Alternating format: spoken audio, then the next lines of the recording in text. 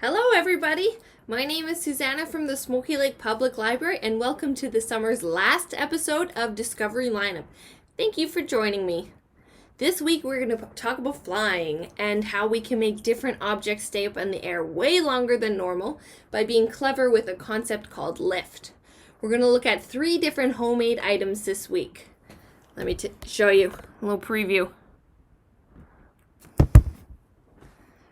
Before we get building, I do want to remind you that this week's secret word is the last secret word. If you have all 4 from our previous Discovery lineups and this one, just make sure to give them to either Lise at the library in person, or you can email them to me, and then you will be asked to solve one more puzzle, and then you will have the chance to win a really cool prize. Alright, so let's get going. Alright, so let's talk a little bit more about lift. Lift is a force that contrasts gravity. There are 2 types of lift. One we actually already talked about in Discovery Lineup the first week we did this, buoyancy. That lift doesn't rely on any movement to work. The type we're talking about today is dynamic lift. That means either the object or the air needs to be in motion. Let's do our first activity and take a closer look at what this means. Okay, so we're going to start with paper airplanes. This is probably what you thought of when I first mentioned flying. There are actually a few different ways to fold paper airplanes. What I'm going to show you first is kind of the more traditional one that you would have seen before. So let's give that a try. Okay, so let's get started with the typical paper airplane. So first thing you got to do is just take a piece of paper and you fold it in half down the middle. Open it back up, and then you're going to fold these corners in until the edge meets that center fold line that you just made. Alright, so there's that. And just like our last folding challenge, not everything's going to meet up perfectly, but it doesn't really matter, so just do what you can there. So here's what it looks like now, and we're going to just do that same process again. So taking the edge and making it meet that center fold line.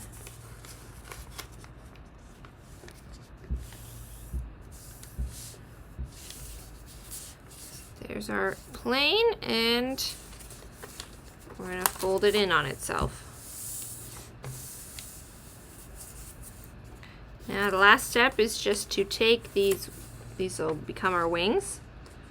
We just want to fold them so this top edge starts to meet the bottom edge of our plane. So it's going to be pretty tight up here on the top.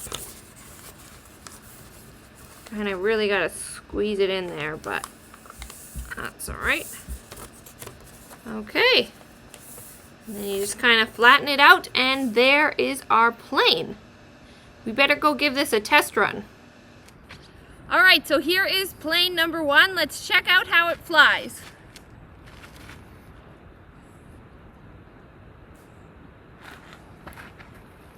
Pretty good! Alright, so now we're going to try something a little bit different. Hopefully this new design is going to stay up in the air a little bit longer. We can talk about why after, but for now we'll just get building. Alright, so let's try our second design. So first thing with this one, fold in half just like the last one. Open it back up. Alright, so now we're going to take the top of our sheet and fold it down a bit. So it's basically a little bit smaller than my thumb. So we're going to fold that down.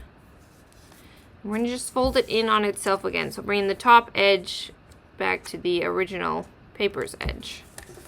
Just like that. And one more time. Same step. So you have a thick layer of paper right at the top. Once you have your thick layer there, you're going to turn your page over, and we're going to bring this top edge into our original center fold line. look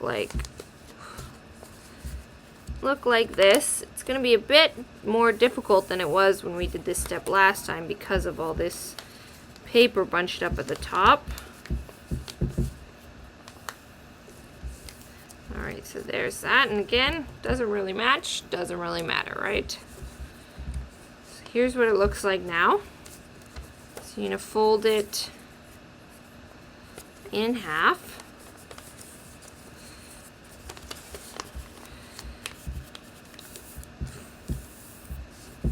And then we just need to make the wings.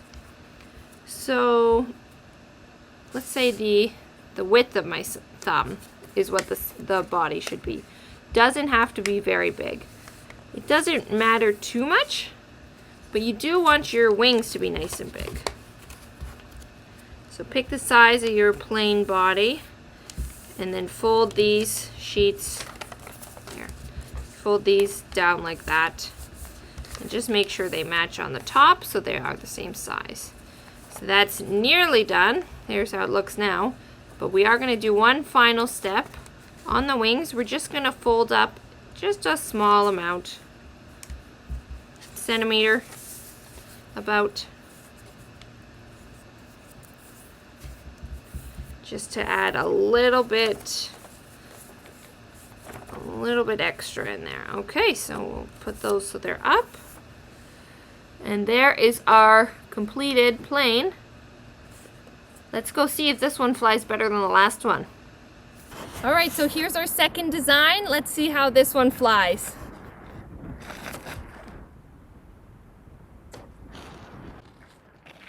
All right, so that one flew a lot differently than the last one. Okay, so that second plane flew pretty well, right? So let's talk about why that happened. Things fly when the air pressure on the bottom of the surface, usually a wing, is greater than the air pressure on the top. When a plane is flying through the air over top is moving faster across the wing. This is because of the wing design and the forward movement of the plane. The air on top streamlines and the air underneath builds up and slows down. With our planes, the larger wing creates a bigger space for that effect to happen, making the big wings create even more lift. Let's look at another type of aircraft. All right, so we've tried planes. Let's think about another flying vehicle. Helicopters. They use the concept of lift a little bit differently than planes. We'll build an example and then we'll break it down from there. So for our helicopter, I know I said that we only needed a sheet of paper, but I was wrong. We actually also need a pair of scissors. But let's get going on this. So first thing you want to do is just take this top edge and fold it so it hits this bottom edge here. So you're going to fold it like that. Just kind of approximate, don't need to be too fussy. And then we're going to have this extra, and this is actually what we're going to use for our helicopter. So we're going to take our scissors and just cut along the edge of the sheet there and get our long strip. Okay, so now that we have this, we need to do a few more folds. So first we're going to fold it in half this way and push down so there's a nice line. Open it back up and fold it in half this way. And again, push down. Alright, open it back up one more time. And then we're going to fold, we only need half to be folded into thirds. So it can be kind of tricky to find, but just kind of make it so when you fold this and then you curl over top, that they're about the same size. So all of this folding is just for our own guide markers. So we don't need to be too fussy, and like I said, there's only half, and it can be kind of hard to get it all the way through without messing up your other fold lines. So you can just let this kind of fan out like it is and push down on the one half. And then open it back up again. So you've got your guide markers there. Alright, so now we've got to do a few cuts. So one along the fold line, the half fold line. And then you're going to cut until you're meeting the fold line that was made when we went this way. So you're going to cut about there, and then you're going to cut that horizontal fold line until it meets that 1/3 mark. So on both sides. So when you folded it into thirds, you had 2 fold lines going this way. So you just want to make sure your cut meets those lines. So now you have 3 sections. 2 of them are free and 1 of them is attached still. All right. So now that we have those done, we're going to fold our third pieces in together until they're just one. So fold in and in. And then we're going to take the bottom and we're just going to fold up. And that fold up just small, and it's just there to hold things in place. So now we've got something that looks like this. We got to fold one of these little flaps back and fold one forward. Okay, so those are our propellers, these 2 here. But we better go give this a try. Alright, so here's our makeshift helicopter. Let's see how this one flies.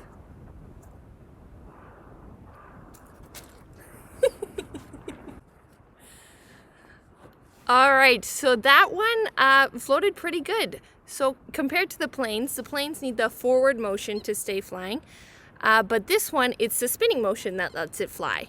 So the air is moving around in the same way, but the movement is not necessarily forward, which allows it to hover in that way. Speaking of hovering, okay, so our last aircraft is a hovercraft. Again, this is a creative use of the movement of air to lift something off the ground. For this one, we will need a CD that you won't want to use again because it is going to get wrecked.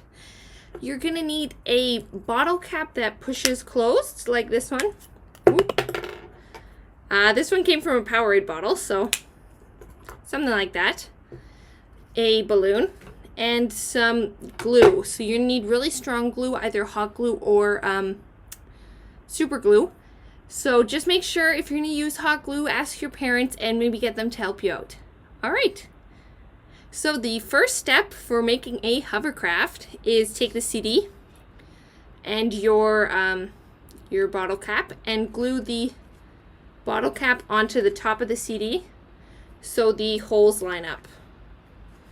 So I'm going to do that first.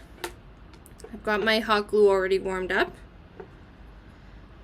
So I would do, if I were you, if I was giving a tutorial, I would say do a ring around the CD first that you will place the lid onto. And then once you have the lid in place, also do another ring around the outside of the lid. And that'll just be extra sealed then.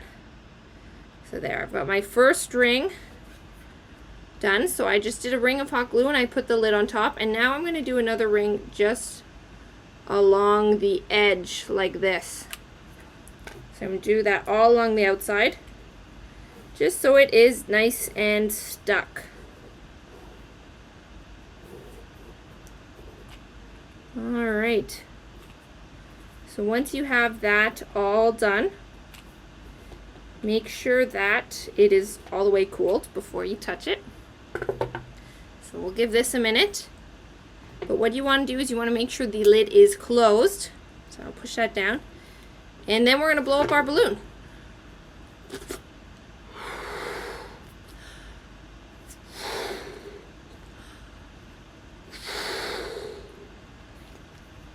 Alright, so the more air we get, the more hovering we're going to get. So I think that's pretty good. Let's see if this is nice and cool. Alright, seems pretty stuck tight. So I think that's all ready to go. So now what we're going to do is we're going to attach the bottom of the balloon to the top of the cap. So it's going to be hard to do this without losing any air. So you're going to want to push your fingers up and stretch this out. And then put this end onto the lid. So you're going to want to bend it around. It's going to be hard. You might may even want another set of hands to loop it on. But then once it is, it'll be sealed. Alright, so now we're ready to go. Let's go give this a try. Alright, so let's give this a try. Well,